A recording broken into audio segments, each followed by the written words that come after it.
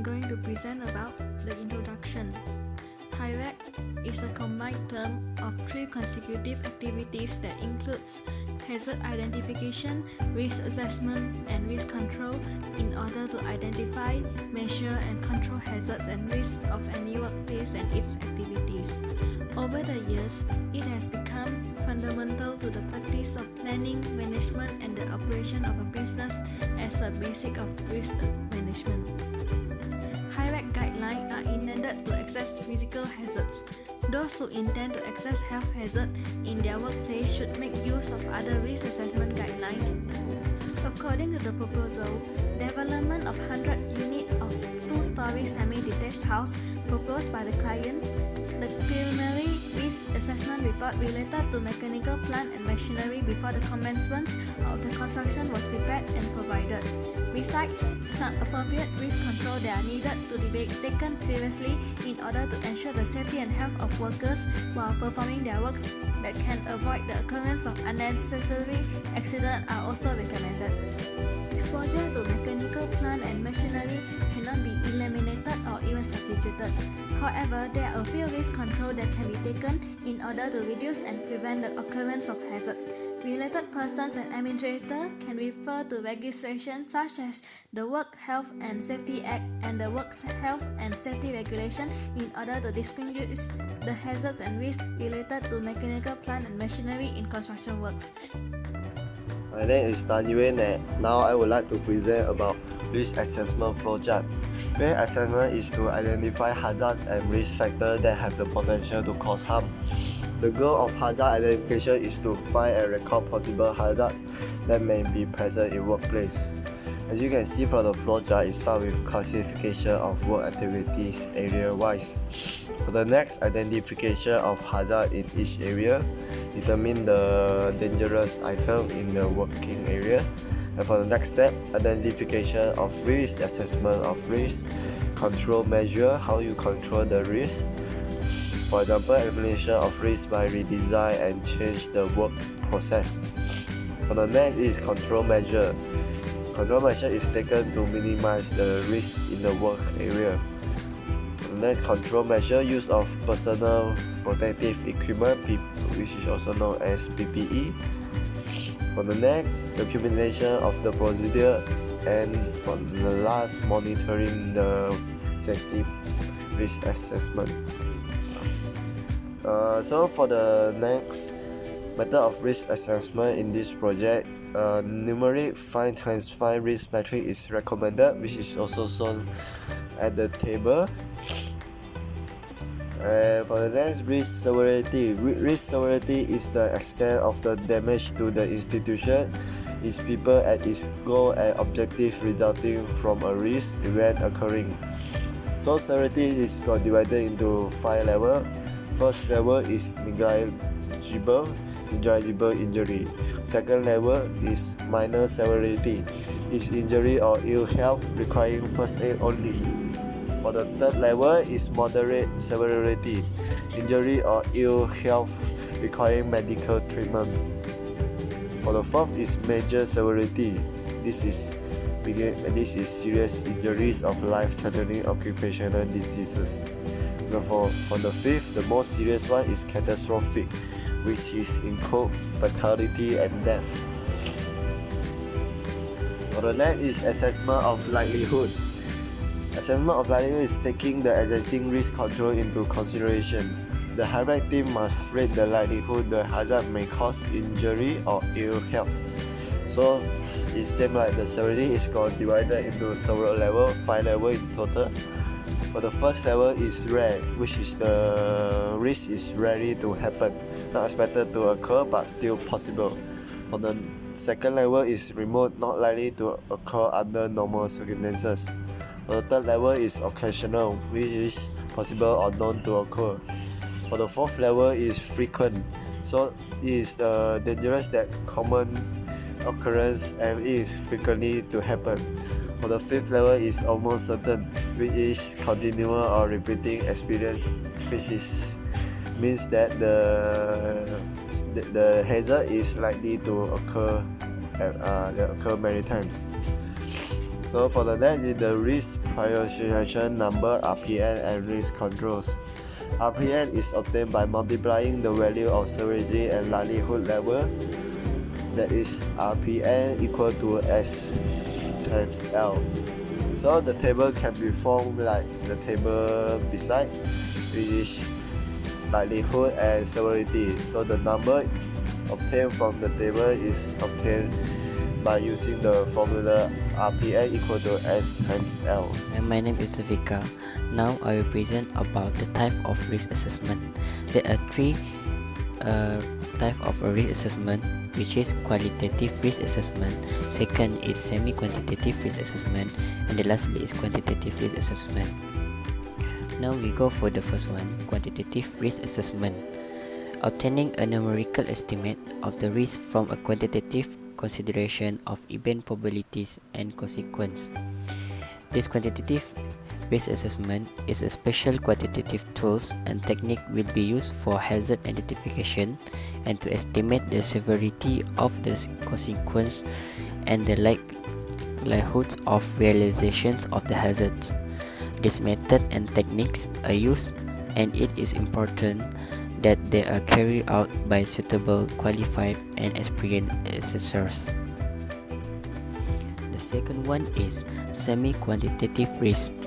It provides an intermediary level between the textual evaluation of qualitative risk assessment and the numerical evaluation of quantitative risk assessment by evaluating risk with a score.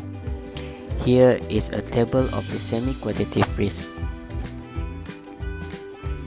Lastly is the qualitative risk assessment. By using RAMs and rating scales, then analyze the likelihood of each risk event occurring and its impact to determine what risk level is it at. This will give the information that need to prioritize list of project risk. A qualitative risk assessment can also help to determine if there are any specific type of categories of risk that will require special attention or any risk events that need to be handled in the near term. We can see here is the table of the qualitative risk assessment. There are levels between the height and the very likely between the likelihood and the severity. Now we go to the action for risk levels. There are few risk level which has low, medium, and high. For the risk acceptability, we can accept it for the low risk levels, and for the tolerable for the medium, and not acceptable for the high risk level. There are few recommended action for each level. For the low levels, there are no additional risk control measure may be needed. Its frequent review and monitoring of hazard are required to ensure that the risk level assigned is accurate and does not increase over time. For the medium, the recommended action is a careful evaluation of the hazard should be carried out to ensure that the risk level is reduced to as low as reasonable practicable within a defined time period. And lastly, for the high levels, high risk levels must be reduced to at least medium risk before work start. There should not be any interim risk control measure. Risk control measures should not be overly dependent on PPE. Hi, my name is Tan Hui Ling. Now I like to present about the hazard identification and recommendation of control. For the first one is the mobile crane FMA. It may lead to legal requirement where they need to comply to Factory and Machinery Act 1967. Second is to check the stability of ground, where the crane may topple, which may lead to fatality and major injury. Thus, they need to ensure the operator to check the ground before commence of work. Third, they need to ensure the outrigger are extended, as the crane may topple or loss of load, which may lead to fatality and major injury. Thus, they need to check for hydraulic oil level and for leakage, and also the outriggers are fully extended. Fourth is to ensure the proper base plate, where the crane may topple, which may lead to fatality. Thus, they need to ensure proper timber of steel plate are used. And fifth is to check the lifting appliances, where it may cause loss of load, which may lead to fatality or major injury. Thus, they need to ensure the proper lifting appliances used for the right job. 6 is to check the supporting devices, as the loss of load may lead to fatality or major injury. Thus, they need to check the wire rope, limit switches, hook and latch and checklist. And 7 is to ensure the load are fastened properly, as it may hit by moving object, loss of load, crash in between, which may lead to fatality or major injury. Thus, they need to ensure the load are properly tied and secured. And number 8 is the gas cylinder should be stored away from any source of heat, as it may lead to fire or explosion hazard due and lead to fire burning or fire hit the body. Thus, they need to make sure that no naked light and smoking is prohibited at the welding area. Number 9 is to cut and bore the steel, and this will lead to flying debris and iron dust, which may injure to body and eye damage and inhalation. Thus, they need to ensure a cutting machine have a safety guard, ensure the workers are wearing safety goggles and respirators during cutting work, and also have the barrier or hoarding and safety signage at the work area to inform public that the work is in progress. Number 10 is perform of welding works. Due to weather, which is raining, will lead to electrical shock. Thus, they need to stop working if raining and switch off the main switch after work. Second is the welding of fumes may lead to inhalation of toxic gas. Thus, proper use of PPE as welding face and respirators is needed.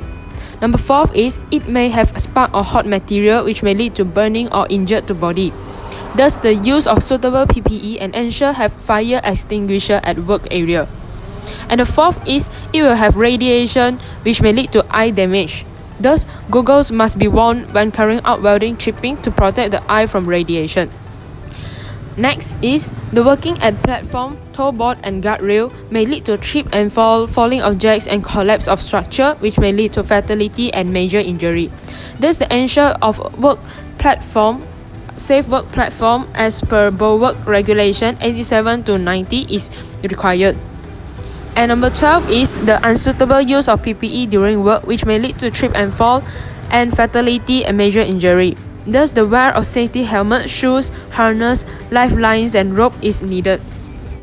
Next is the material storage. Proper material storage is required to prevent the collapse of structure, which may lead to fatality and major injury. Thus, they need to distribute the load evenly, have safe working load SWL for the material storage. And number 14 is the access and egress, where they will lead to slip and fall and major injury and fatality. Thus, safe access and egress, wear of non-slip shoes is essential at the work site. And the last one is the installation. Proper installation is needed to prevent the slip and falling from height, which may lead to fatality or major injury.